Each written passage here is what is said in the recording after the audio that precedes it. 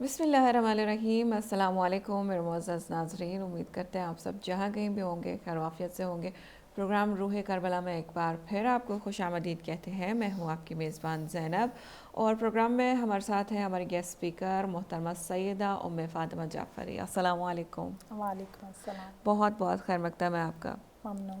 جی، اس programme میں ہم بات کر رہے ہیں ارکان ایمان پہ آج کل، اور پروگرام کا نام ہے روح کربلا۔ پروگرام میں ہم نے کربلا سے مربوط جو بھی موضوعات ہیں ان پہ روشنی ڈالنے کی کوشش کی، اور ابھی ہم ایمان کے ارکان پہ، ایمان ایک ایسی چیز جو کربلا کے ہر صحابی میں ہمیں دیکھنے کو ملی، جو حسینی صحابی تھے اور امام حسین علیہ السلام کے جو بھی خاندان میں جو بھی افراد تھے ان سب نے جو ایمان کا مظاہرہ کیا کربلا کے میدان میں۔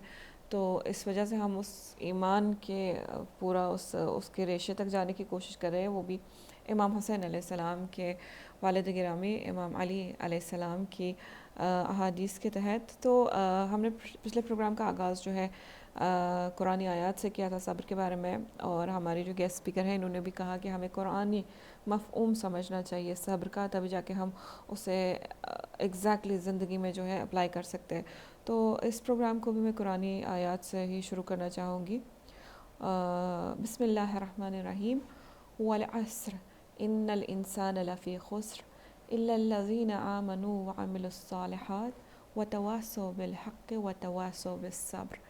اس سورہ مبارکہ میں اللہ تعالیٰ انسان کو ایک وارننگ دیتا ہے کہ تمہاری زندگی کا جو ٹائم ہے وہ گزر رہا ہے، جو ٹائم کبھی واپس نہیں آ سکتا ہے۔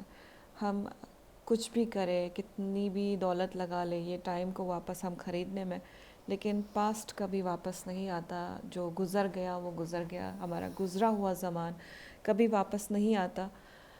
اللہ تعالیٰ کہتا ہے اسی گزرے ہوئے زمانے کے ساتھ ہی جو آپ دن بدن اپنی زندگی کا ایک ایک سیکنڈ دے رہے ہو، اپنی زندگی کا ایک ایک دن، آپ کا ایک ایک مہینہ، آپ کا ایک ایک سال جو جا رہا ہے، ان الانسان لفی خسر، اس میں کوئی شک ہی نہیں ہے کہ انسان خسران میں ہے، انسان ضرر کی سب سے جو ہے نیچے والی لیول میں ہے، وہ خسر میں ہے۔ لیکن ایک کنڈیشن اللہ تعالیٰ یہاں پہ کہتے ہیں الا الذین آمنوا، لیکن خسران میں صرف وہ لوگ نہیں ہے جو ایمان لے آئے۔ کیا ایمان لانا کافی ہے؟ کیونکہ کبھی کبھار ہم یہ بھی کہتے ہیں کہ دل صاف ہونا چاہیے، باقی ہم عمل کریں نہ کریں، لیکن اللہ تعالیٰ یہاں پہ سٹاپ نہیں کرتے، کہتے ہیں الا الذین آمنوا وعملوا الصالحات، اور جنہوں نے عمل صالح انجام دیے۔ کیا صرف ایمان ہونا اور عمل صالح انجام دینا کافی ہے؟ نہیں، بلکہ اللہ تعالیٰ کہتے ہیں الا الذین آمنوا وعملوا الصالحات وتواصوا بالحق وتواصوا بالصبر، لوگوں کو حق کی طرف دعوت دے اور لوگوں کو صبر کی طرف دعوت دے۔ لیکن ہم دعوت تبھی دے سکتے ہیں جب ہم خود صبر کا مظاہرہ کریں۔ صبر پہ بات کر رہے ہیں ہم، صبر کے ارکان کو ہم کھولنے کی کوشش کریں تو ہم نے پروگرام کا انٹروڈکشن تو میں نے کافی لمبا دے دیا آج، تو میں چاہوں گی آپ بات کریں۔ ہماری زندگی میں کئی جو ہے جب ہم صبر کے بارے میں سنتے ہیں، دنیا کی دوسری جو پرسنالٹیز، اسلامک پرسنالٹیز جو رہی ہے، انہوں نے دیکھتے ہیں کہ انہوں نے کس طرح سے اپنی زندگی میں صبر کا مظاہرہ کیا ہے، تو اس کے بعد ایک چیز آتی ہے ہمارے اندر کہ کیا میرے اندر صبر ہے یا نہیں ہے، تو کچھ لوگوں کو وہ ڈاؤٹ ہونے لگتا ہے۔ میں چاہوں گی آپ صبر کی ضد کو یہاں پہ بیان کریں تاکہ ہم دیکھیں کہیں وہ جو ضد ہے وہ تو ہمارے اندر نہیں ہے کہ وہاں پہ ہم صبر کا مظاہرہ کریں۔ صحیح۔ اعوذ باللہ من الشیطان اللعین الرجیم، بسم اللہ الرحمن الرحیم وبہ نستعین۔ الحمدللہ کہ ایک بار پھر ہمیں خدا نے یہ توفیق عنایت فرمائی کہ ہم بیٹھیں اور بیٹھ کے کچھ دینی اصطلاحات پہ بات چیت کریں، اور خدا کا شکر کہ اس نے نعمت علی علیہ السلام جیسی نعمت کو ہمارے اندر، ہمارے دلوں کے اندر رکھا، ولایت علی علیہ السلام کو۔ خدا کرے کہ ہم واقعاً امام کے مومنین شمار ہوں۔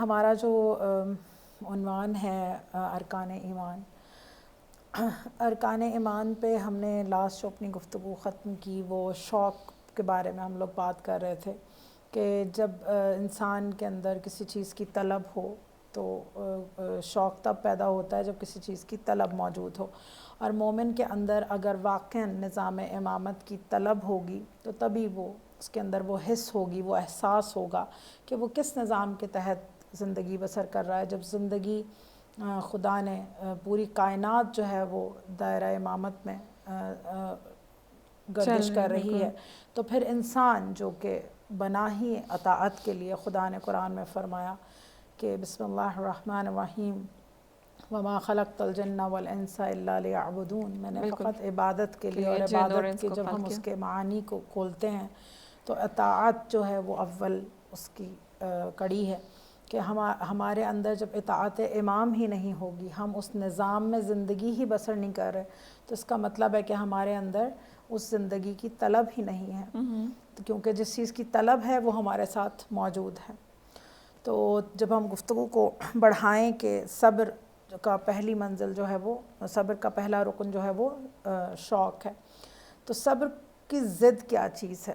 دیکھیے صبر کی ضد اکتاہٹ، بیزاری، تھک جانا، پیچھے ہٹ جانا، یہ اس کو ہم صبر کی ضد کہیں گے، کہ کچھ کام ایسے ہیں جنہیں انسان کرتا ہے اور وہ اکتا جاتا ہے، پھر وہ انہیں چھوڑنا چاہتا ہے، تھک جاتا ہے، بیزار ہو جاتا ہے۔ اکتا جانا جو ہے وہ صبر کی ضد ہے، اور یہ جو اکتا جانا ہے کسی چیز سے، یہ آپ کو آپ کے مقصد سے دور کر دیتا ہے۔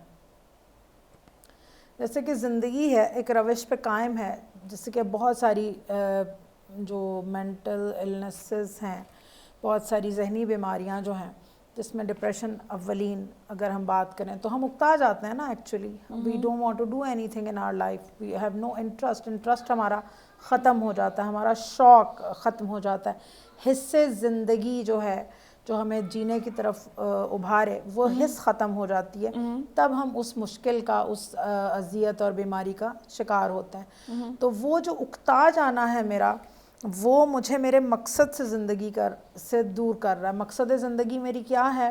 کہ مجھے معلوم ہونا چاہیے کہ میرا مقصد خلقت کیا ہے، مجھے اللہ نے کیوں خلق کیا ہے، میرا ہدف لائف میں کیا ہے، کیونکہ اس نے کوئی بھی چیز زمانے میں ایسی پیدا نہیں کی جس کا کوئی مقصد نہیں ہے، ہر چیز انتہائی با مقصد ہے۔ ہاں یہ میرا ناقص علم ہے جو اس تک نہیں پہنچ سکتا، نہیں جان پاتا، یا شاید یہ کہ میں نے جن چیزوں میں اپنے آپ کو مصروف کر رکھا ہے وہ مجھے فرصت ہی نہیں دیتی کہ میں اس کی مقصد، میرے پاس وہ چشم بصیرت ہے، ہاں نہیں ہے۔ تو یہ جو ان کی نسبت جو ہے وہ ہم ہمیشہ الرٹ اور ہوشیار رہنا بھی استقامت میں آتا ہے۔ جیسے میں نے کہا کہ مومن ہمیشہ بابصیرت ہوتا ہے، باشعور ہوتا ہے، بیدار ہے۔ وہ کیوں ہے؟ یہ اس کیفیت میں رہنا بھی جو ہے یہ صبر ہے، بالکل استقامت ہے، کیونکہ وہ اپنے ہونے کے مقصد سے پیچھے نہیں ہٹ رہا، بالکل، کیونکہ وہ جانتا ہے کہ قرآنی اصطلاح صبر کی کیا ہے، وہ اس سے خود کو دور نہیں کر رہا۔ صحیح بات ہے۔ ہم دعاؤں میں بھی اکثر اللہ تعالیٰ سے یہی کہتے ہیں کہ ہمیں خواب غفلت سے بیداری عطا کر، کیونکہ انسان کبھی کبھار جانتے ہوئے بھی جو ہے انجان بننے کی کوشش کرتا ہے، تو وہ یقیناً غفلت میں مبتلا ہوتا ہے۔ اور دیکھیے کہ انسان کی بیداری، کہ جب انسان کو یہ معلوم ہو کہ خدا نخواستہ اس پر کوئی مشکل آنے والی ہے، کسی مشکل کا شکار ہونے والا ہے، یا اس کو یہ پتہ ہو کہ علاقے کے اندر کوئی ایسا رابر آ گیا ہے جو کہ اب کسی بھی گھر میں گھس کے نقصان کر سکتا ہے، تو وہ اس کے اکارڈنگلی اس مشکل اور اس جو دیکھنے والا ہے وہ اس کے لیے خود کو بیدار کرتا ہے، خود کو الرٹ کرتا ہے، خبردار کر دیتا ہے۔ کیا کرتا ہے؟ اپنے حفاظتی نظام کو، اپنے گھر کو محفوظ کرنے کے لیے، اپنی سواری کو محفوظ کرنے کے لیے، اپنے آپ کو، اپنی جان کو، اپنے مال کو محفوظ کرنے کے لیے قدم اٹھاتا ہے کوئی نہ کوئی، اور اپنی حفاظت کو مضبوط بناتا ہے تاکہ وہ اس مشکل کا شکار نہ ہو۔ اب اس آنے والی خبر نے اسے کیا کر دیا؟ الرٹ کر دیا، تو وہ اس کے لیے اپنے آپ کو الرٹ اس حد تک پریشان ہوتا ہے کہ اس کی نیند اڑ جاتی ہے، وہ سو بھی نہیں پاتا بعض اوقات۔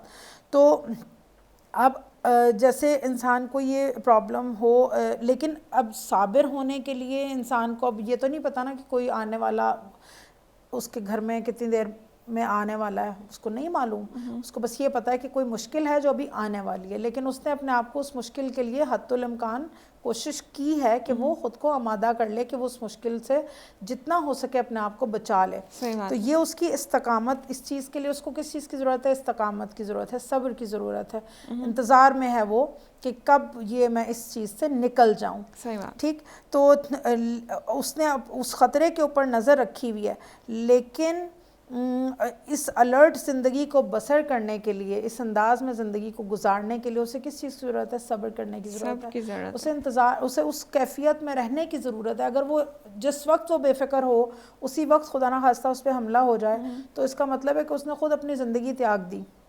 اس کو خبردار بھی کیا گیا تھا، اس کے باوجود اس نے اپنے اوپر کوئی توجہ نہیں دی. جیسے کہ ابھی یہ جسٹ کوٹ سورۃ العصر جو ابھی آپ نے تلاوت کی، کہ خدا نے فرما دیا، الرٹ کر رہا ہے خدا، وارننگ سب سے پہلے وہ دے رہا ہے کیا، کہ کہہ رہا ہے کہ ان الانسان لفی ہاں خسر، والعصر ان الانسان لفی لفی خسر، کہ خسر، وہ قسم کھا رہا ہے ہاں زمان کی. قسم کھا کے خدا کہہ رہا ہے کہ تم خسارے میں پڑنے والے ہو، تمہارا نقصان ہونے والا ہے. انسان تو خسارے میں ہے، تو نقصان میں ہے. اور پھر لیکن پھر کنڈیشن رکھ کے یہ بھی بتا رہا ہے کہ اچھا آگے کیا ہوگا، اس کا کون جو بچ وے آؤٹ سکتا ہے ہے. وہ کیا ہاں ہے، سولوشن وہ کیا بھی ہے. وہ ہمیں دے رہا ہے. اس کے باوجود اگر انسان قرآن سے، قرآنی زندگی سے دوری اختیار کرے اور اپنے آپ کو ثقافتی موجوں کے حوالے کر دے، اپنے آپ کو دنیاوی طاغوتی نظام کے حوالے کر دے، اور امام سے خود کو دور کر لے، قرآن صامت سے بھی خود کو دور رکھے اور قرآن ناطق سے بھی دوری اختیار کر لے، تو پھر تو اس کے لیے کھلی ایک چیز ہے کہ وہ خسارے میں اپنے آپ کو یقیناً ختم ایسا کر ہی رہا ہے. ہے وہ. تو پھر اس کے جو اعصاب ہیں جو ہے وہ اس کا ساتھ نہیں دیں گے. وہ اگر وہ اپنے آپ کو استقامت کی پوزیشن میں نہیں رکھے گا، اس خطرے کے یاد دہانی کے باوجود، اس خطرے سے الرٹ ہونے کے باوجود نہیں رکھ رہا ہے، پھر کیا ہوگا؟ وہ اکتا جائے گا نا. کیا کروں، اتنے دن سے انتظار کر رہا ہوں، ابھی نہیں آیا تو ٹھیک ہے. جہاں وہ اکتایا وہیں پہ وہ اس چیز کی گرفت میں آ جائے گا. ٹھیک، کیونکہ اس نے اپنے حفاظتی نظام کو کھوکھلا کر دیا، کمزور کر دیا. کس چیز نے؟ اس کے اکتا جانے نے. وہ استقامت پہ، اپنے صبر پہ ڈٹ نہیں سکا. اس نے جہاں وہ صبر چھوڑا وہیں پہ وہ مشکل میں پڑ پڑ گیا. گیا. تو یہ اس میں ہم دیکھتے ہیں کہ صبر کی جو ضد ہے وہ کیا ہے؟ بیزار ہو جانا کسی چیز سے، اکتا جانا، اکتانے نہیں دینا خود کو. دیکھیں جس الرٹ کیفیت میں خدا نے انسان کو بھیجا ہے، وہ اسی اسی الرٹ الرٹ کیفیت میں ہی ہو. چاہتا ہے کہ وہ واپس اور اس تک جائے. ایسا نہیں ہو تو انسان جو ہے نا بہت ہی آسانی سے گناہوں میں پڑ سکتا ہے. جس طرح سے ہم جو ہے نا بہت، چاہے وہ خود کے ذریعے ہو، بالکل چاہے وہ اس کے دوستوں کے ذریعے ہو، چاہے وہ اس کے اطراف میں اس کے دشمنان کے ذریعے ہو، چاہے وہ شیاطین کے ذریعے ہو، یا حتیٰ چاہے وہ اجنے جو جن ہیں ان کے ذریعے ہو. اسی لیے جو ہے نا اللہ تعالیٰ سورہ ناس میں بھی ہمیں ایک راہ حل دکھاتے ہیں. کہتے ہیں کہ جو آپ کا رب ہے، جو آپ کا مالک ہے، جو آپ کا الہ ہے، جو آپ کا پروردگار ہے، اس کی اور پناہ لے. کہتے ہیں ہم بسم اللہ الرحمن الرحیم، قل اعوذ برب الناس، اے پیغمبر لوگوں سے کہہ دے کہ پناہ لے اپنے جو لوگوں کا رب ہے، جو ان کا مالک ہے، مالک الناس، الہ الناس، من شر الوسواس الخناس، اس وسواس سے جو نا کنٹینیوسلی ہمارے دلوں میں ہوتا رہتا ہے. اور یہ وسواس وغیرہ تبھی ہوتا ہے جب ہم بیداری کی کیفیت میں نہیں ہوتے. انسان بیدار ہو تو وسواس کی گنجائش نہیں ہے. تو اس کے باوجود بھی انسان کو جو ہے ہمیشہ اللہ تعالیٰ کی پناہ لینے کی ضرورت ہے. اور ہم جو ہمارے نبی کریم صلی اللہ علیہ وآلہ وسلم ہے، وہ صبح اٹھ کے ہی جو ہے آسمان کی اور اپنے ہاتھ بلند کر کے یہ دعا کرتے کہ اللہ تعالیٰ مجھے حتی برائے طرفت عین، مجھے ایک پلک جھپکنے کے لیے تک بھی اپنے حال پہ نہ چھوڑنا، مجھے آپ کی ضرورت ہے. جو یعنی وہ رسول خدا ایسا کہہ رہے ہیں جن کے لیے کائنات کو خلق کیا گیا. بالکل جی، اور جو ایسے رسول ہیں جن کے لیے کہا گیا کہ یہ بہترین اسوہ حسنہ ہے. یعنی اگر وہ خود اتنے بہترین رول ماڈل ہے، اس کے باوجود کہہ رہے کہ مجھے ایک لحظے کے لیے بھی، پلک جھپکنے کے لیے بھی مجھے اپنے حال پہ نہ چھوڑیے گا. تو آگے بڑھتے ہوئے آپ نے کہا کہ صبر کے بھی کافی سارے ارکان ہیں، جیسے ہم نے شوق پہ بات کی، تو میں چاہوں گی ابھی جو بہت امپورٹنٹ ہے باقی ارکان میں اس کے، جس کا آپ نے ان کے نام تو لیے ان ارکان کے اور شوق کو بیان بھی کیا، تو میں چاہوں گی زہد جو بہت امپورٹنٹ ہے، جس کے بارے میں قرآن میں بھی بہت زیادہ ذکر ہے، یا دعاؤں میں کتنا زیادہ ذکر ہوتا ہے زہد کا، تو اس تیسرے رکن پہ آپ تھوڑی بہت روشنی ڈالیں۔ بالکل کہ دیکھیں دوسرا جو اس کا رکن شفق، جس پہ بھی ہم بات نہیں کریں، انشاءاللہ اگر موقع ملا تو اس پہ بھی ضرور روشنی ڈالیں گے، لیکن جو زہد ہے وہ بہت امپورٹنٹ ہے ایمانی لحاظ سے، کہ یہ اس کا صبر کا تیسرا رکن ہے، اور اس کا معنی کیا ہے کہ دنیا سے بے رغبت ہونا، ٹھیک ہے، دنیا سے بے رغبت ہونا، دنیا سے خود کو جدا کرنا، دنیا سے اپنے رابطے کو قطع کرنا، بالکل ٹھیک ہے، اپنی زندگی اور جو چیز ہے دنیا، دیکھیں زندگی اور چیز ہے اور دنیا اور چیز ہے، یہاں اب ہم دیکھتے ہیں زہد یہ ہے کہ آپ زندگی چھوڑ دیں، ایسی زندگی اپنا لیں اس کی جگہ جو ایک عام اصطلاحی معنی ہے زہد کا، میں وہ اس پہ بات کروں اگر، کہ وہ یہ کہ آپ اب زندگی چھوڑ دیں، ایک ایسے انسان بن جائیں، ایک ایسی زندگی شروع کر دیں جو اسلام میں بھی جس کی گنجائش نہ ہو نا، یعنی کہ جس کے اندر آپ اتنے بے رغبت ہو جائیں کہ بس آپ اپنی زندگی جی رہے ہیں، ٹھیک ہے۔ اسلام نے ایسا زہد نہیں دیا ہے ہمیں کہ ہمیں دنیا کی، کائنات کی کوئی فکر نہ ہو، ہمارے کاندھوں پہ کسی قسم کی کوئی ذمہ داری نہ ہو، اور ہم کوئی شخص ہماری طرف دیکھا، ہم اس قدر خود کو نماز میں، قرآن میں، ظاہری عبادت کے اندر اتنا مشغول کر لیں کہ لوگ کہیں واہ سبحان اللہ کیا زاہد انسان ہے۔ نہیں، اسلام میں وہی میں نے بات کہی کہ ہم قرآن سے دور ہیں، معانی قرآن کو، مفہوم قرآن کو نہیں درک کرتے، جو ایک عام زندگی جس روش پہ دنیا والوں نے چلتی ہمیں لگا دیا ہے، ہم اسی روش کو بس دیکھ کے اس کو اپنا لیتے ہیں، دقت نہیں کرتے، جد و جہد نہیں کرتے کہ ہم خود اس کے مطالب میں گھسیں، ہم اس کے مطالب میں کوشش کریں کہ دیکھیں کہ اس کے اصل میں قرآنی مطالب کیا ہیں، ٹھیک۔ تو آج لوگ متقی ان لوگوں کو کہتے ہیں جو ایسے انسانوں جیسی زندگی بسر کرتے ہیں کہ اگر ایک انسان امام بن کے رہے، پیشوا بن کے رہے سادگی میں، تو پھر ایسا سادہ رہے کہ وہ شک کرنا شروع کر دیتے ہیں کہ مشکل کے اندر ایسے شخص کی طرف رجوع کیا جاتا ہے جو نا ظاہری عبادت کے اندر مصروف ہے، اس قدر مصروف ہے کہ اس کو نہ اپنے لباس کی فکر ہے، ٹھیک ہے، کیا ہے اس کا لباس کیسا ہے، نہ اسے اپنے کھانے کی فکر ہے کہ اس کے پاس جو کھانے کا برتن پڑا ہے وہ دھلا ہوا ہے یا نہیں ہے، بس وہ ہے جب اس کو ضرورت محسوس ہو بس وہ جیسا کیسا بھی چیز ہے اسے اٹھا کے منہ کو لگا لے، اور کیا جی آ رہے وہ تو اللہ والا انسان ہے۔ صحیح، اگر میں یہ کہہ دوں، انفارچونیٹلی اگر اس کو ایک عام بہت نیک روح ہے، بہت ایسی چیز ہے، اس کو اپنے لباس کی پاکیزگی کی حرمت نہیں ہے، اس کو اپنے لباس کی صفائی کی حرمت نہیں ہے، پاکیزگی اولا درجہ ہے صفائی سے۔ صفائی کیا ہے؟ جب آپ نے نصف صفائی کی، الایمان، نصف الایمان خدا کہہ رہا ہے، اس نے صفائی کو نصف الایمان کہا، اور آپ کا جو پاکیزگی تو اس سے بھی اعلیٰ درجہ ہے۔ تو جس شخص کو اپنی صفائی کا بھی خیال نہیں ہے نعوذ باللہ، آج اس کو زاہد مانا جاتا ہے، اس کو انفارچونیٹلی زاہد کہا جاتا ہے جی۔ کہ نہیں کہ بس وہ کچھ کر دے، کچھ پڑھ دے، کچھ ہمارے اوپر دم کر دے، کچھ ایسی کیفیت کر دے، وہ تو اتنا اللہ والا ہے، وہ ایسے کر دے گا تو ہمارا وہ یہ تو کام ہو تو جائے گا۔ میں کہوں گی کہ لوگوں کی جاہلیت ہے کہ ایسے لوگوں کی اور وہ رجوع کرنا چاہتے ہیں، لیکن یہاں پہ ایک حدیث مجھے یاد آ رہی ہے آپ کی گفتگو سے، کہ کوئی ہمارے نبی کریم صلی اللہ علیہ وآلہ وسلم کی خدمت میں آیا اور کہا کہ فلاں شخص جو ہے دن و رات جو ہے عبادت میں مشغول ہوتا ہے، مسجد میں ہوتا ہے، اور اتنی وہ عبادات میں ہے، صرف سجدوں میں ہے یا نماز کی حالت میں ہے، تو اس کا جنت میں کیا درجہ ہوگا؟ تو پیغمبر اکرم صلی اللہ علیہ وآلہ وسلم کہتے ہیں کہ یہ جو ہے جہنم کے آخری حصے میں ہوگا۔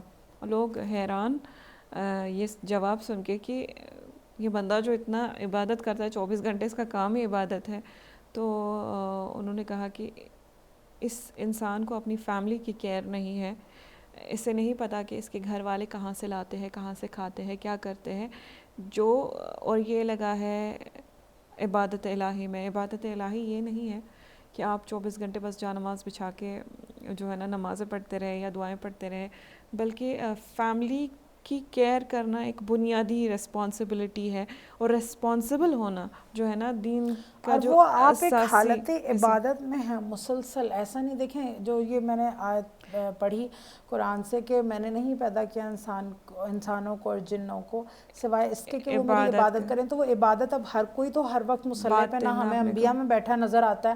ہمیں جتنے بھی شعبے ہیں زندگی کے اندر پیشے ہیں جتنے بھی زندگی میں وہ ہمیں تمام انبیاء جتنے انبیاء کی کڑی ہے ہمیں انبیاء سے ملتے ہیں. کسی کے پاس کوئی شعبہ ہے زندگی گزارنے کے لیے, کسی کے پاس کوئی پیشہ ہے زندگی گزارنے کے لیے, انہوں نے اپنی زندگی گزار کے دکھائی کہ اس حلال کام کے تحت تم اپنی روزی روٹی کو کماؤ اور تم کسی کے اوپر ڈپینڈنٹ مت بنو.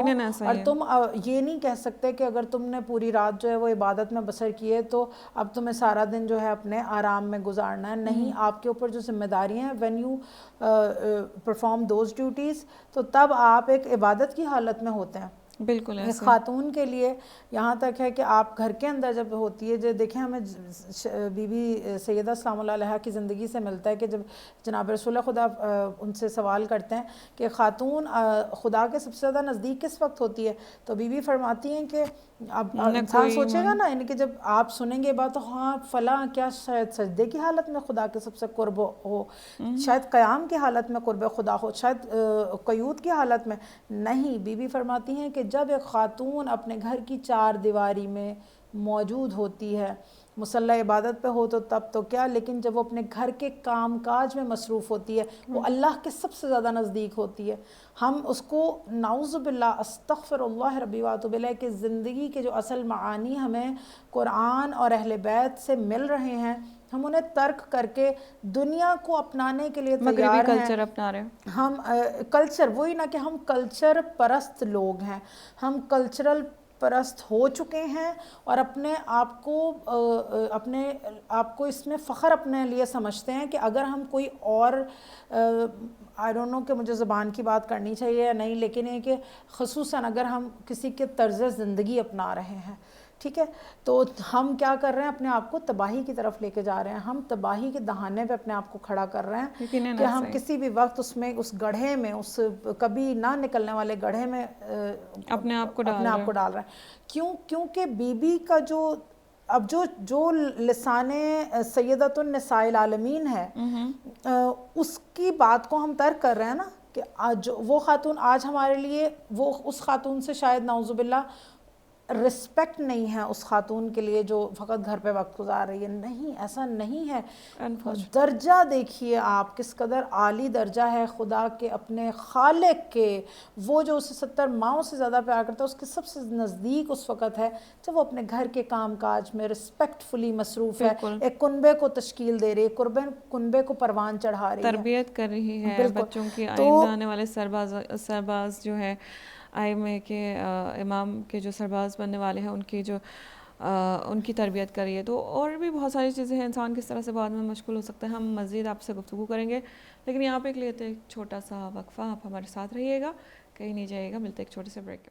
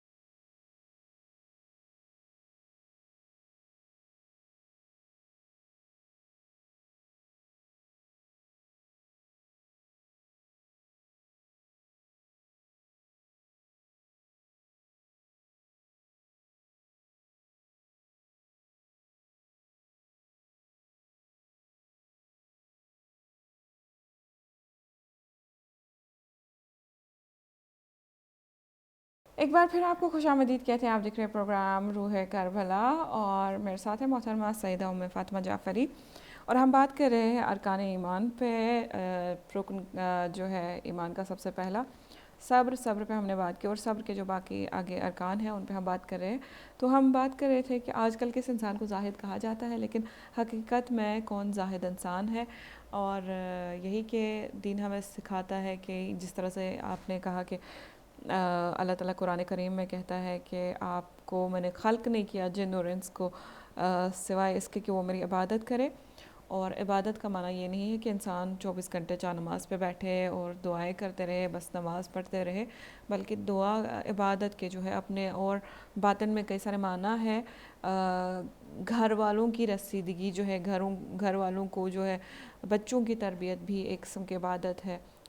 جس طرح سے میں آپ کو بتاؤں کہ یہاں پہ ایک خاتون تھی جنہوں نے امام خمینی رحمۃ اللہ علیہ سے ملاقات کی اور کہا کہ میں جو ہے پچھلے 2 سال سے جب سے میرا بچہ ہوا ہے مجھے عبادت میں اتنا مزہ نہیں آتا. میں لمبی نمازیں پڑھا کرتی تھی, میری نمازیں جو ہے لائک کپڑے چینج کرنا بھی بار بار, بچہ میرا جو ہے نا بچے کی تربیت میں کافی سارے ایک ماں کو دیکھنا پڑتا ہے, تو میری نمازیں ابھی چھوٹی ہوتی ہے, یہ مجھے فکر رہتی ہے میرا بچہ دیکھ رہا ہے, تو میری نمازوں میں مجھے کچھ مزہ نہیں آ رہا, مجھے کیا کرنا چاہیے. تو امام اس درجے پہ اس خاتون سے کہتے ہیں کہ آپ میری تمام مرجعیت لے لیں, لیکن یہ جو 2 سال آپ نے زحمت کی ہے اپنے بچوں کے ساتھ, یہ اس کے ثواب آپ مجھے دے دیں. تو یہاں پہ دیکھیں آپ امام مرجعیت اپنی دینے کے لیے تیار ہے اس 2 سال کی ماں بننے کے لیے, یعنی کہ وہ ماں کا کردار ادا کر رہی ہے. یعنی کہ عبادت صرف یہ نہیں ہے کہ امام جو ہے درجہ مرجعیت تک پہنچے تو بس وہی ایک قسم کی عبادت تھی یا دین کی راہ میں کوئی قدم تھا, بلکہ اپنے بچوں کو بڑا کرنا تربیت ہی نہیں. اسی طرح سے ہم نے کہا کہ ایک میل بھی جو ہے باہر جا کے کام کرتا ہے, جاب کرتا ہے, محنت مشقت کرتا ہے, جس طرح سے ہمارے آئمے نے ہمیں دکھایا کہ کس طرح سے جو ہے نا, یا ہمارے خود رسول خدا صلی اللہ علیہ وآلہ وسلم یا باقی انبیاء نے جو ہمیں دکھایا سکھایا کہ کس طرح سے آپ زندگی میں محنت اور مشقت کر کے حلال کمائی کر سکتے ہیں. اور جب وہ ایک مرد حلال کمائی کر کے گھر لے آتا ہے, سب سے پہلے تو حلال راستے سے کمانا یہ بھی عبادت ہے, اور جب وہ محنت مشقت کر کے وہ حلال کمائی گھر لے آتا ہے, یعنی وہ جو ہے نا وہ رزاق, اللہ تعالیٰ کے رزاق ہونے کی خصوصیت ہے نا اس انسان کے اندر آ جاتی ہے. تو یہ سارا جو ہے نا عبادت کا ہی پروسیس ہے. اور آپ ہمیں ڈیفائن کر رہی تھی فردر کہ زہد کیا ہے. بالکل. تو جیسے ہم بات کر رہے تھے کہ زہد جو ہے ہم اس کو سمجھتے ہیں آج کل کے دور میں, اس شخص کو متقی کہا جاتا ہے جو اپنے آپ کو ہر طرح کے کسی مشکل میں ڈالنا ہی نہیں چاہتا. کسی کی کوئی پرابلم ہوگی اس سے وہ خود کو بری رکھتا ہے, اور اپنے آپ سے بھی اپنے آپ کو بری رکھنے کی کوشش کرتا ہے, اپنی ذمہ داریوں کو انجام نہیں دیتا. اور بظاہراً اس کا یہی ہے کہ لوگ سمجھتے ہیں کہ نہ اس کا کھانے میں کوئی انٹرسٹ ہے, نہ پہننے میں, نہ لباس میں, نہ زندگی میں, وہ یہ تو بہت خدا والا انسان ہے, بہت یہ تو مولائی ہے یا نیک انسان ہے. تو اور اس کو وہ متقی گردانتے ہیں کہ بہت متقی ہے, کیونکہ نہ یہ کسی کے لینے میں ہے نہ یہ کسی کے دینے میں ہے. تو دیکھیں کہ بعض اوقات انسان کے اندر تہذیب اس کی جو ہے جس ماحول میں وہ پروان چڑھتا ہے, یا جو ماحول اس کو دکھایا جاتا ہے, جو کہ ہمارے پاس تو آج کل بہت زیادہ نفوذ کر چکا ہے میڈیا, تو جس طرح کی چیز وہ دیکھے گا, جس انداز میں وہ بڑا ہوگا, وہ اس کے اندر رچ بس سرائیت کر جائے گی. اور اس کی مثال خدا قرآن کے اندر فرماتا ہے سورہ بقرہ کی آیت 93 میں کہ وَأُشْرِبُوا فِي قُلُوبِهِمُ الْعُجْلَ, ان کے دلوں میں گوسالے کی, بچڑے کی محبت جو ہے وہ گھول کے پلا دی گئی ہے. اچھا, جب وہ بنی اسرائیل کی بات کر رہا خدا, ٹھیک, تو عجل کے اس کو کہتے ہیں, بچڑے کو کہتے ہیں. بچڑے کی محبت ان کے دلوں اور رگوں کے اندر رچ بس گئی تھی. وہ 40 دن کے وقفے میں وہ جو تھے دین موسیٰ سے منحرف ہو گئے تھے. تو بعض چیزوں کی محبت انسان کے اندر اس انداز میں رچ اور بس جاتی ہے کہ میں نے جیسے مثال تو اس نیک انسان کی دے دی ہم نے کہ زہد ہو گیا, یہ کر لیا. لیکن یہ تہذیب جو آج کی تہذیب, مجھے کلچرل تہذیب جو ہم اپنے اوپر حاوی کرنے کی کوشش کرتے رہتے ہیں یا کر رہے ہیں, اسی میں زندگی بسر کر رہے ہیں کہ نہیں اب اس چیز کا فیشن ہے, اب اس چیز کا فیشن ہے, اب یہ طرز زندگی آیا ہوا ہے, آج کل یہ رواج آیا ہوا ہے، تو ہمیں اس کے تحت، تو جب ہم دیکھتے ہیں کہ جب ہم we are all influenced by those things, تو ہم قرآنی زندگی بسر نہیں کر رہے، ہم ایک اس الہی زندگی بسر نہیں کر رہے ہیں. تو ابھی اگر ہم کسی کو مذہبی پیشوا بھی مان لیتے ہیں تو ہم اس کو سب سے پہلے کس حالت میں دیکھنا چاہتے ہیں کہ وہ نا دنیا سے بری نظر آئے ہمیں، ٹھیک، کہ نہ اس کو دنیا میں کوئی انٹرسٹ نہیں ہونا چاہیے، اس کو ایسا ہونا چاہیے، وہ اگر ہمیں کام کرتا نظر آ جائے، ایسا نظر آ جائے، تو ہم اس کے اندر کوئی نہ کوئی وہ کمی نکالنا شروع کر دیتے ہیں کہ دیکھو یہ تو ایسا ہے، یہ تو یہ بھی کرتا ہے. اگر آج کے دور مجھے بتائیے کہ جیسے کہ جب ہم انبیاء کی زندگی پہ نظر کرتے ہیں تو انبیاء جب ہمیں خیاطی کرتے ہوئے نظر آئے جناب ادریس، تو ایک درزی کا آپ کی زندگی میں کیا مقام ہے؟ ٹھیک ہے، بحیثیت انسان اگر ہم بات کر رہے ہیں، ایک درزی کو ہم کس نظر سے دیکھتے ہیں؟ ٹھیک ہے، پھر ہمیں چرواہے انبیاء میں نظر آتے ہیں کہ وہ بکریاں چرایا کرتے تھے، یہ ان کا پیشہ تھا. تو وہ آج ہم کسی چرواہے کو کس نظر سے دیکھتے ہیں؟ ہم کسی بھی پیشوا اس کو ماننا چاہتے ہیں جو ہمیں ایک مسند پہ بیٹھا ہوا نظر آئے، وہ دنیا میں کوئی اور اس کا کام نہ ہو، بس وہ ایک لباس چوغا پہن لے اور وہ بیٹھ جائے اور تسبیح پھراتا رہے، اور وہ بس جو ہے نا ہمیں وہاں پہ ہم اس کو مانتے ہیں کہ ہاں یہ پیشوا ہو سکتا ہے نا، یہی ہمارے مسائل کو حل کر سکتا ہے، اسی کا جو پڑھا ہوا پانی ہے یا کیا ہوا دم ہے وہ ہمارے پہ اثر کرے گا، کیونکہ انتہائی متقی ہے، انتہائی زاہد انسان ہے، اس سے بڑا زہد والا انسان کوئی نہیں ہو سکتا. تو لیکن امام علی علیہ السلام انہوں نے ولایت کا معیار کچھ اور بتایا ہے، ٹھیک ہے، انہوں نے زاہد ہونے کا معیار کچھ اور بتایا ہے. تو اگر ائمہ طاہرین اولیاء خدا ہیں تو پھر اگر وہ ولی خدا ہیں، اگر ائمہ کو دیکھیں ہم، ان کی زندگیاں کس انداز میں گزری ہیں، اگر وہ ولی خدا ہیں تو پھر یہ کون ہے؟ ٹھیک، جس کو ہم اپنے تراشے بیٹھے ہیں. بالکل. تو اب ہم میری ذمہ دار، اور جب یہ ولی خدا یہ دیکھے کہ میرے زمانے میں طاغوت ممبر پہ آ کے بیٹھ گیا ہے یا طاغوت مسند حکومت پہ آ کے بیٹھ گیا ہے، تو میری ذمہ داری ہے کہ امت کو اس طاغوت سے میں نجات عطا کروں. ٹھیک ہے، لیکن امت جو ہے وہ چاہتی ہے کہ وہ اسی کی طرح نا سادھو بن جائے وہ جو ولی ہے اس کا، اور وہ نا بس اس کے سر پہ ہاتھ پھیراتا رہے کہ ہاں تو جو کر رہا ہے تو ٹھیک کر رہا ہے، اس گسالے کی طرح وہ اس محبت میں مبتلا ہے. تو یہ کبھی بھی ولایت کا معیار نہیں ہو سکتا، نعوذ باللہ. ٹھیک ہے، تو ولایت کا اگر معیار دیکھنا ہے آپ نے، اگر آپ نے زہد کو دیکھنا ہے، کربلا کو دیکھیے. اگر آپ نے ولایت کو دیکھنا ہے، کربلا میں جھانکیے. ولایت کا معیار حسین ابن علی علیہ السلام ہے، ولایت کا معیار وہ شہدائے کربلا ہے، وہ ناصران امام حسین علیہ السلام ہیں جو کربلا میں موجود ہیں. اپنا دین ہم کہیں اور سے نہ لیں، ہم کسی کلچر سے کیوں چاہتے ہیں کہ ہم اپنا دین لیں؟ ہمیں کلچر کو بدلنا ہے، ہمیں کلچر کو الہی کلچر کرنا ہے، ہمیں کلچر کو ایک دینی کلچر میں تبدیل کرنا ہے. کلچر کا جو اٹ سیلف ایک چیز ہے کہ یہ زمین ہے تو یہاں پہ یہ پہنا جاتا ہے تو بس میں بھی یہی پہن کے جیوں گا، نہیں، مجھے قرآن کے نظام کے تحت زندگی بسر کرنی ہے، قرآنی منشور کے تحت، علی ابن ابی طالب کے دیے ہوئے منشور کے تحت مجھے زندگی بسر کرنی ہے. نہ کہ یہ جو سانچہ ہم نے بنایا ہوا ہے زاہد ہونے کا، نہ کہ جو کرائٹیریا ہم نے بنایا ہے کہ یہ زاہد ہے اس کے تحت نہیں، بلکہ جو قرآن اپنے دین کو ہمیں امام حسین علیہ السلام سے لینا ہے، حسین سے سیکھیں اپنا دین. اپنا آپ جیسے کہ علامہ اقبال فرماتے ہیں کہ قرآن سیکھنا ہے تو حسین سے سیکھو، کہ رمز قرآن از حسین آموختیم، کہ رمز قرآن و اسرار امامت اگر سمجھنی ہے تو حسین اور مکتب کربلا سے سمجھ میں آئے گی، اس کے علاوہ تم کہیں پہ بھی جاؤ گے تو تم بھٹکتے رہو. جی، یہ جو آپ نے یہاں پہ کہا ہے کہ رمز قرآن از حسین آموختیم، یہ ایک فارسی شعر ہے جس کا مفہوم یہ ہے کہ رمز کا مطلب ہوتا ہے پاسورڈ، یعنی قرآن کا پاسورڈ جو ہے از حسین آموختیم، یعنی حسین سے ہم نے سیکھا ہے. کہ وہی کہ رموز قرآن اور اسرار اگر سمجھنی ہے تو مکتب امام حسین علیہ السلام سے سیکھیں، وہ وہاں سے سمجھ میں آئے گا، مکتب کربلا سے سمجھ میں آئے گا.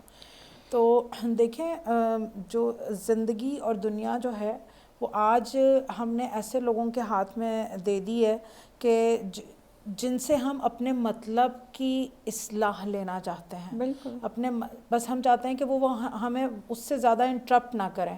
ایز مچ آئی وانٹ وہ اتنا دیں اور بس وہی لوگ میری نظر میں. ہم نے پچھلے ایپیسوڈس میں بھی لبرلزم پہ بات کی ویسا کچھ. تو جب ہم زہد کی بات کرتے ہیں اور ہم نے زہد پہ اتنا جو ہے اسے آپ نے اسے اچھے سے کھول دیا اس ٹاپک کو اور ہمیں بتایا کہ جو ظاہری ہم نے سانچہ بنایا ہے اس دنیا میں زاہد کا اور اس میں کسی کو دیکھتے ہیں اور اس کے بعد انہیں سے رجوع کرتے ہیں ایز ایسا زاہد اچھا انسان. آدمی جو اپنے کندھے پہ کوئی دینی اجتماعی سماجی یا امت کی کوئی ذمہ داری لینے کو تیار نہیں ہے, وہ خود کو الگ کر کے بیٹھا ہوا ہے اور وہ حکومت کی نظر میں بھی پسندیدہ ہے کیونکہ وہ حکومت کے کاموں میں کوئی رکھنا نہیں کرا اور عوام جو امت ہے اس کو بھی کوئی پریشانی نہیں ہے کیونکہ وہ اپنی جیسی چاہتے ہیں اس روش پہ اپنی زندگی کو کربلا ہمیں سکھاتی ہے جہاں پہ بھی نظام کہ بظاہر وہ نیک ہو, بظاہر وہ ایسا ہو کہ وہ کوئی غلط کھیل نہ کھیل رہا ہو, کوئی شراب نہ پی رہا ہو, ظاہری حرام کام کوئی نہیں کر رہا کوئی بھی, لیکن وہ اپنے دینی فرائض ہیں جو اس کے اجتماعی لحاظ سے ایک نیشن میں ایک قوم کے اندر جو اس کے ذمہ داری بنتی ہے وہ اس کو بھی انجام نہیں دے رہا. بس ایسا شخص ہمیں قبول ہے اپنے کس کی صورت میں, ایک زاہد انسان کی صورت میں, اور ہم اس کو پیشوا ماننے کو تیار ہو جاتے ہیں. بالکل. تو جب اب ہمارے معاشرے میں زاہد انسان کی ایسی کیفیت بنی ہوئی ہے, ایسی ایک صورتحال ہے, تو یہاں پہ بہت ضروری ہو جاتا ہے ہمارے لیے جاننا کہ سب سے افضل زہد کیا ہے. وہی کہ دیکھیں جو زہد کا جو مطلب ہے کہ دنیا کو چھوڑ دینا, دنیا سے بے رغبت ہو جانا. اب دیکھیں دنیا کس چیز کا نام ہے, دنیا کی تعریف خود قرآن اس طرح سے کر رہا ہے کہ سورہ محمد کے اندر فرماتا ہے خدا کہ انما الحیات الدنیا لعب واللہو, یہ زندگانی دنیا تو صرف ایک کھیل تماشا ہے. ٹھیک, اب افضل زہد کی جانب ہم نے آنا ہے کہ دنیا زندگی کو نہیں کہتے. دیکھیں گھر بنانا دنیا نہیں ہے, نہ بزنس کرنا, نہ جاب کرنا دنیا نہیں ہے, بچے پالنا اور تعلیم دینا انہیں, ان کی تربیت کرنا بھی دنیا نہیں ہے, کسب و کار جو ہے یہ دنیا نہیں ہے, سب کچھ تو زندگی ہے. بالکل, جس سے اسی پیٹرن پہ ہم پوری ایک آ رہے ہیں نا, آدم سے لے کے اب تک اسی پیٹرن پہ زندگی چل رہی ہے. تو دس از کالڈ لائف. یہ دنیا نہیں ہے.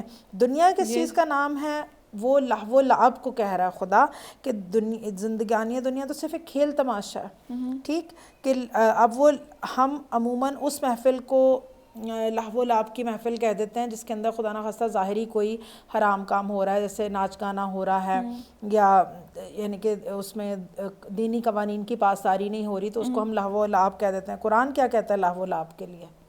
قرآن کہتا ہے کہ لعب بے مقصد کام کو کہتے ہیں. بالکل, جس کام کا کوئی مقصد نہیں ہے, ہے, ہر وہ کام جس کے اندر کوئی مقصدیت نہیں ہے, ایسی مصروفیت جس کی کوئی مقصد نہیں ہے, صرف ٹائم پاس ہو رہا ہے. اگر اس کام کا کوئی مقصد نہیں ہے تو یہ کیا ہے, لعب ہے. اب چاہے وہ بے مقصد پڑھائی ہے, بالکل, اور آج چاہے وہ بے مقصد مجلس ہے, بے مقصد عبادت ہے جس کا کوئی مقصد نہیں ہے, صرف ٹائم پاس ہو رہا ہے, اس کو کیا کہتا ہے قرآن؟ لعب کہتا ہے. اب لہو کیا ہے کہ مصروفیت, وہ سرگرمی جو انسان کو اپنے مقصد سے دور کر دے. جب انسان مقصد کی جانب نکلتا ہے تو راستے میں اسے بہت کچھ سجا ہوا ملتا ہے جو اسے ڈی ٹریک کرنے کی کوشش کرتا ہے, اس کو چاہتا ہے کہ وہ اپنی منزل تک نہ جا سکے. تو انسان کے سامنے دنیا سج کے روپ اپنے بدل کے آتی ہے تاکہ انسان کو اپنی جانب مائل کر لے, اپنی جانب جذب کر لے, اور انسان اپنا مقصد بھول جائے, ان سرگرمیوں میں مصروف ہو جائے, اور بے مقصد کام کو لعب کہا قرآن نے, اور مقصد سے دور کر دینے کو کیا کہا؟ لہو کہا. اور اسی لہو و لعب کو دنیا کہتے ہیں. تو جب ہم آتے ہیں کہ اور دنیا کی محبتوں سے اپنے آپ کو کاٹ لینے کا نام جو ہے وہ زہد ہے. کیا بات ہے. یہی جو اگر ہم اس کی آج زندہ مثال دیکھیں آج کے معاشرے میں, تو وہ ہے سوشل میڈیا, کہ جہاں پہ آپ جو ہے نا اسکرال کرتے رہتے اور آپ کو پتہ ہی نہیں ہے آپ کیوں اسکرال کر رہے ہیں, بے مقصد, جس طرح سے آپ نے کہا. اور ایک بہت ہی پریکٹیکل ایگزامپل ہے ہماری لائفز کے سامنے. تو اللہ تعالیٰ ہمیں توفیق عطا کرے کہ جو بھی ہم ٹائم اسپینڈ کر رہے ہیں, جس طرح سے ہم نے سورہ عصر کی بھی آج کے پروگرام میں تلاوت کی, کہ ہم جو یہ وقت گزر رہا ہے اس گزرتے زمان کے ساتھ خسران میں نہ جائے, بلکہ ہم جو ہے اس وقت کا زیادہ سے زیادہ فائدہ اٹھا سکے. صبر سے مظاہرہ جو ہے, صبر کا مظاہرہ کرے اپنی زندگی میں, صبر کا جو ہے صبر سے کام لے, قرآنی صبر کو اپنی زندگیوں میں لا سکیں, اور پھر ایک کامیاب مومن بنے, کامیاب زندگی جو ہے وہی کہلائے گی جی جو ہم قرآن سے لیں گے. یقیناً ایسا ہی ہے. آپ کا بہت بہت شکریہ پروگرام میں آنے کے لیے اور اتنی خوبصورت گفتگو کے لیے, اور انشاءاللہ اللہ تعالی ہمیں توفیق عطا کرے کہ زندگی با مقصد ہم جئے. ہمیں پتہ ہو کہ ہم اگر کچھ اسکرال بھی کر رہے ہیں آن اسکرین, اگر ہم اتنا زیادہ ٹائم دے رہے ہیں گیجٹس پہ یا سوشل میڈیا پہ, ہم کیوں دے رہے ہیں؟ ہمارا کوئی ہدف ہو, کوئی مقصد ہو. لیکن جو اکثر انفارچونیٹلی دیکھنے کو ملتا ہے, یا جو ہمیں آپ کی طرف سے کافی سارے پیغامات موصول ہوتے ہیں, اس میں یہی ہے کہ لوگ جو ہیں اسی بات سے پریشان ہیں کہ ان کے بچے بھی اب گیجٹس پہ ہی ٹائم زیادہ اسپینڈ کرتے ہیں, کیونکہ جب والدین ایسا کریں گے تو بچے بھی ویسا ہی کریں گے. جبکہ اللہ تعالیٰ قرآن کریم میں کہتے ہیں کہ آپ دوسروں کو وہی کہیں جو آپ خود پریکٹس کرتے ہو. تو والدین اگر چاہتے ہیں کہ ان کے بچے جو ہے ایسے بے مقصد کام کم کرے, تو انہیں خود چاہیے کہ وہ نمونۂ عمل بنے. آپ کا بہت بہت شکریہ, آپ آئیں اور اتنی خوبصورت گفتگو ہمارے ساتھ کی. آپ کا بھی بہت بہت شکریہ ہمارا ساتھ دینے کے لیے. اگلے ایپیسوڈ تک مجھے میری پوری ٹیم کے ساتھ دیجیے اجازت. اللہ حافظ.